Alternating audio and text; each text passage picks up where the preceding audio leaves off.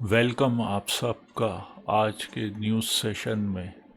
और आज हम बात करेंगे भोपाल की कुछ ख़ास खबरों की और उन खबरों से जुड़ी एक पेशकश की।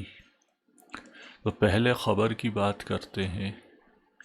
कांग्रेस पार्टी के दो सीनियर लीडर्स यानी दोनों के दोनों एक्स सीएम मध्य प्रदेश के, और आप अब तक समझ गए होंगे मैं किसकी बात कर रहा हूँ जी, दिग्विजय सिंह और कमलनाथ। इनके हवाले से खबर आई है कि इन दोनों के बीच में अनबन चल रही थी और उस अनबन के तहत जो है वो दोनों के जो समर्थक हैं, जो जूनियर नेता हैं, छुटभैया नेता, वो भिड़ गए आपस में। और इसमें कांग्रेस के अजय विभाग अध्यक्ष प्रदीप आहिरवार और प्रदेश प्रवक्ता शहरयार खां के बीच पहले तो किसी बात पर कहासुनी हुई और फिर देखते ही देखते एक नेता ने दूसरे पर कुर्सी फेंक दी। सोशल मीडिया पर जैसे ही कांग्रेस नेताओं के बीच कहासुनी और मारपीट की वीडियो वायरल हुए, वैसे ही इसे लेकर सियासत का सिलसिला शुरू हो गया। सोशल मीडिया पर वायरल हुई वीडियो को ट्वीट करते हुए बीजेपी के प्रदेश प्रवक्ता नरेंद्र सिंह सलूजा ने लिखा कि कमलनाथ जी समर्थक द्वारा दिग्विजय सिंह जी को गाली बकने को लेकर पीसीसी में जमकर चले लात घूसे, कुर्सियां चली, जमकर एक दूसरे को गालियां बकी गईं। बीच बचाव करने आए कमलनाथ समर्थक एक नेता को भी लात ठूसे पड़े। तो साहब, कांग्रेस पार्टी के अंदर ये हो गया। वहीं जो उनकी इलेक्शन की परफॉर्मेंस है वो बहुत ही ख़राब रही। ये एक तरीक़े का फ्रस्ट्रेशन है जो नज़र आ रहा है इस तरह। और उन्होंने न सिर्फ एमपी बल्कि छत्तीसगढ़ और राजस्थान भी हार गए और बीजेपी जो है इन 3 स्टेट में बड़े मार्जिन से जीती। ये जो मिडिल रिंग के कांग्रेस के लीडर हैं और जो लोअर कार्डर के लीडर हैं, कार्यकर्ता हैं, ये सब आज के टाइम में डीमोरलाइज्ड हैं और ये इनके अंदर का फ्रस्ट्रेशन है जो कि निकल रहा है। इसी के साथ आज की पेशकश पे चलेंगे और वहाँ और तफसील से बात करेंगे। इसी उन्वान पर बने रहिए।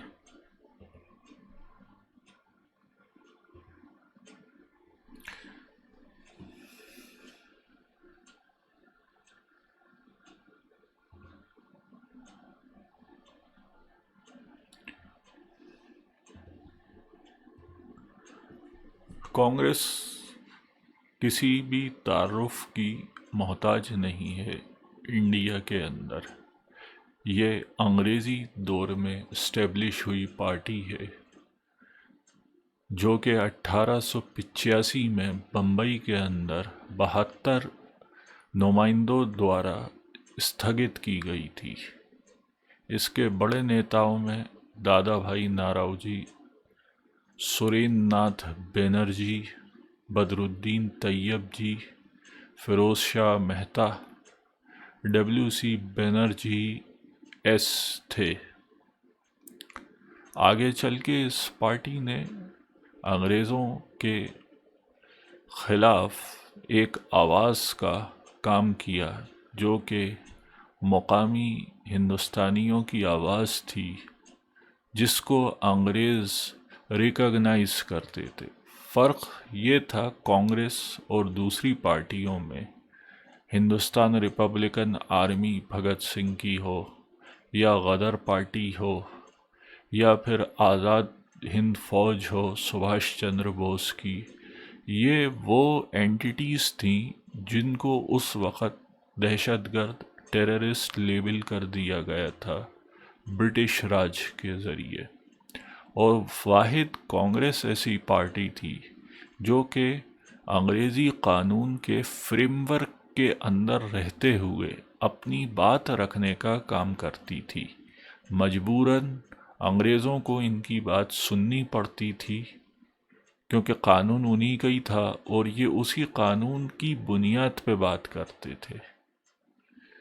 इस तरह से कांग्रेस ने अंग्रेज़ों पे एक प्रेशर माउंट करना शुरू कर दिया। सिलसिला चलता गया। अंग्रेज़ों के कई ऐसे कानून आए जो कि दमनकारी कानून थे, जो कि एक्सप्लॉइटरी थे नेचर में, जैसे राउलेट एक्ट 1914 का, नमक पे टैक्स और बहुत सारी चीज़ें। तो जब ये आते थे तो इनकी अपोज करने के लिए मुल्क भर में valid recognized entity, valid as by the British Raj, थी इंडियन नेशनल कांग्रेस। इसका पहले जो सिंबल था वो चरखा होता था। फिर एक वक्त आया कांग्रेस में जब महात्मा गांधी यानी मोहनदास करमचंद गांधी, उनके साथ सरदार पटेल, उनके साथ भीमराव अंबेडकर, उनके साथ जवाहरलाल नेहरू और कई नेता इसमें जुड़ गए और उन्होंने अब जो है मांग करना शुरू कर दी सॉवरेन कंट्री की, एक खुद मुख्तार रियासत की, एक स्वाधीन देश की।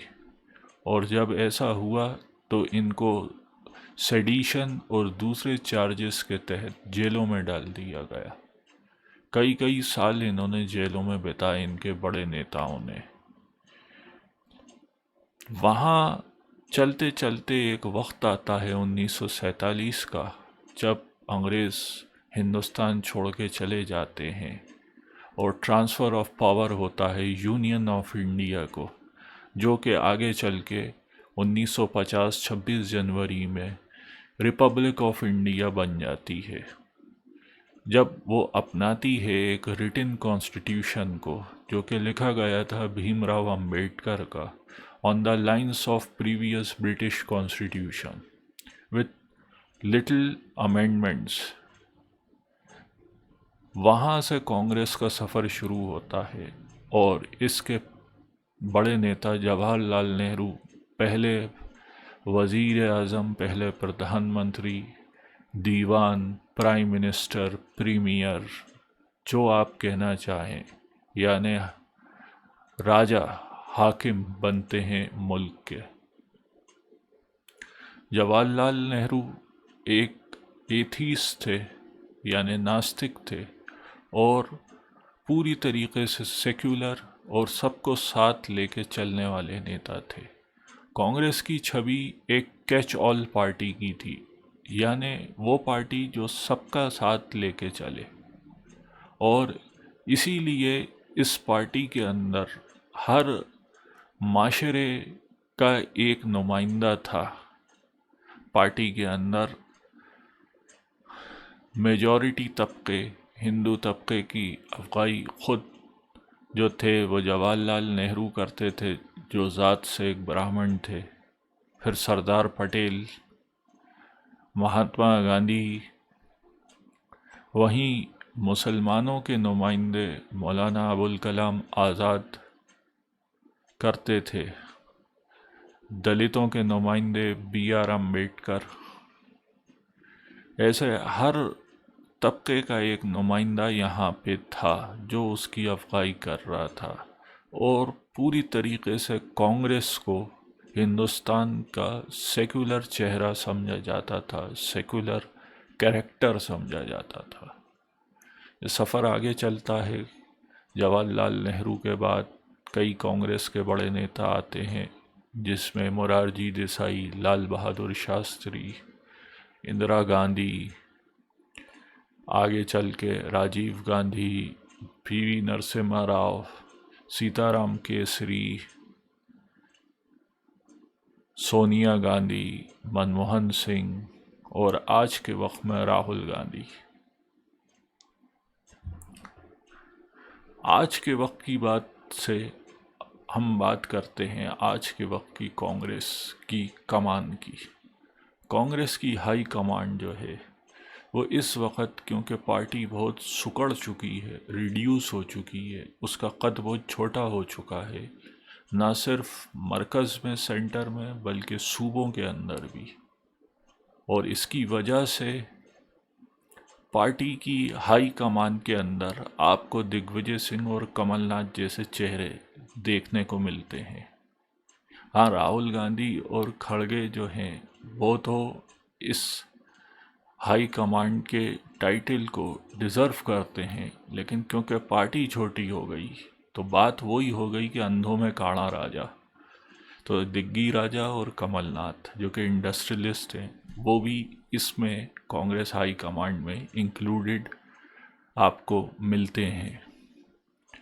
और इन्हीं दोनों के बीच में झगड़ा चल रहा है, अनबन चल रही है मध्य प्रदेश के अंदर। और ऐसे मुहाने पे जब कुछ महीने दूर है 2024 का लोकसभा का इलेक्शन, वहाँ कांग्रेस आपस में इन फाइटिंग की शिकार फ्रस्ट्रेटेड, डीमोरलाइज्ड पार्टी नज़र आ रही है। वहीं पार्टी के जो असल प्रेसिडेंट है, नाम के तो खड़गे इसी जी हैं, लेकिन जो असल दर हकीकत जो प्रेसिडेंट है राहुल गांधी, वो मुल्क भर में न्याय जोड़ो यात्रा निकाल रहे हैं और लोगों को जोड़ने का काम कर रहे हैं। वो वाकई में बड़ी मेहनत कर रहे हैं। ऐसा लगता है कि उनके अंदर वो स्पार्क है, वो कमिटमेंट है, लेकिन पार्टी जो है वो उनकी इस रिदम से रेजोनेट नहीं कर पा रही। वो एक अलग ही डायरेक्शन में चल रही है पार्टी। यहाँ पार्टी का डिसिप्लिन और हाउस कीपिंग की ज़रूरत है, जो राहुल गांधी उस कैरेक्टर में नहीं दिखते। क्योंकि राहुल गांधी जो है वो बहुत free, relax, over democratic person है, जबकि डिसिप्लिन लाने के लिए आपको ऑटोक्रेटिक पर्सन चाहिए होता है, थोड़ा सा तानाशाही वाले मिजाज का, थोड़ा सा कह रहा हूँ मैं। क्योंकि जब तक ऐसा नहीं होगा डिसिप्लिन नहीं आएगा। डिसिप्लिन क्या है? कड़वा नीम का एक फल है जिसको लाने के लिए ऐसे कदम उठाने पड़ते हैं। राहुल गांधी क्योंकि उस मिजाज के नहीं है, इस वजह से वो हाउस कीपिंग नहीं कर पा रहा है। यहाँ एक hard core disciplinarian house keeping की ज़रूरत है। जहाँ Rahul Gandhi spirit of the Congress बने तो वो ऑर्डर ऑफ द कांग्रेस बने। उम्मीद है आपको मेरी बात समझ आई होगी। लेकिन कांग्रेस के लिए अभी भी रास्ता बंद नहीं है। कांग्रेस जो है वो इन सब के बावजूद बीजेपी को रोक सकती है वक्त रहते। और वो बहुत कुछ कांग्रेस के भी थिंक टैंक्स, उनके एनालिस्ट जानते हैं, जैसा कि उन्होंने इंडिया अलायंस किया। और ये इंडिया अलायंस की सक्सेस पे डिपेंड करेगा कि बीजेपी रुकती है या नहीं रुकती। आगे चलते हैं। कांग्रेस के 2024 के लोकसभा के उद्देश्य, गोल, जो दो कैटेगरी में डिवाइडेड हैं, एक आइडियलिस्टिक और एक प्रैक्टिकल। आइडियलिस्टिक वो गोल जो कि हमेशा से एक कोशिश रहती है, जो कि एक बुलसाई मार्क होता है तीरंदाज के लिए। हालांकि उस मार्क पे तीर पड़ता नहीं है, लेकिन जितना उसके करीब पड़ जाए, 9 नंबर पे पड़ जाए, 8 नंबर पे पड़ जाए, जितना करीब पड़ जाए, तो जो जो पड़ता है वो प्रैक्टिकल होता है। उम्मीद है आप समझ गए होंगे इस एनालॉजी से कि मेरी बात का सार क्या है। यहाँ कांग्रेस को अगर उसकी आइडियलिस्टिक बात करें तो उसको मेजॉरिटी हाउस में प्रूफ करनी है, और वो करने के लिए उसको अपना सेक्युलर कैरेक्टर भी और कैच ऑल पॉलिसी को मेंटेन करना है, जिसके तहत हर वर्ग, हर माशरे से एक नुमाइंदा उनकी लिए जीते सीट, ये ज़रूरी है। साथ ही साथ उनको जो बीजेपी को हारी हुई टेरिटरीज़ हैं जैसे मध्य प्रदेश, छत्तीसगढ़, राजस्थान और बहुत सारी टेरिटरीज, उसमें गुजरात भी आता है, उसको वापस क्लेम करना, उसको जीतना। इसके साथ साथ एक मजबूत नींव रखने के लिए युवा जो शक्ति है, जो नौजवान है, उसको काडर में भरना, कम से कम 3 करोड़ की तादाद में, अगर इनको आरएसएस और बीजेपी से मुकाबला करना है। और ये फिगर 3 करोड़ क्यों बोल रहा हूँ मैं, ये 1 करोड़ या 5 करोड़ क्यों नहीं बोल रहा, उसकी वजह समझे। एक सर्वे स्टडी के तहत ये मालूम हुआ था कि बीजेपी का जो आईटी सेल है उसकी रीच जो है वो 3 करोड़ है। ये उसकी रीच है। अब रीच में सिंपैथाइजर्स भी आते हैं, कार्डर भी आते हैं और आम लोग भी आते हैं। अगर कांग्रेस यहाँ पे सिर्फ अपना कार्डर 3 करोड़ कर लेगी तो 3 करोड़ से जो उसको रीच मिलेगी वो 9 से 10 करोड़ या उससे भी ज़्यादा की मिलेगी, जिस जो कि फिर ये एक मजबूत अपोजिशन बन जाएगी, ना सिर्फ हाउस में बल्कि सड़कों पे, गलियों में, और आरएसएस और बीजेपी को पीछे धकेलने में सक्षम रहेगी। ये आइडियलिस्टिक गोल्स थे जो मैंने आपको अभी बताए। अब प्रैक्टिकल गोल्स की बात कर देते हैं जो सूरत हाल देख के लग रहा है। यहाँ बीजेपी जीतती हुई दिख रही है, लेकिन बीजेपी को रोका जा सकता है। उसको रोकने के लिए मेजॉरिटी वोट उसको ना लेने देना, यानी 272 की फिगर जो है उससे उसको फॉल शॉर्ट करवाना, उसको वहाँ तक नहीं पहुँचने देना। उसमें सबसे बड़ा रोल रहेगा इंडिया अलायंस का। कैसे रहेगा यह आगे अभी बात करेंगे। और इंडिया अलायंस को एक स्ट्रॉन्ग अपोजिशन की तरह बीजेपी के सामने खड़ा करना, जिसके चलते बीजेपी अगर जीतती भी है तो वो इतने ज़्यादा चेक और मेजर में आएगी कि उसको फिर जो आज़ादी थी अभी कुछ भी डिसीजन करने की, कैसे भी मुल्क चलाने की, वो आज़ादी उसकी बहुत ज़्यादा महदूद हो जाएगी।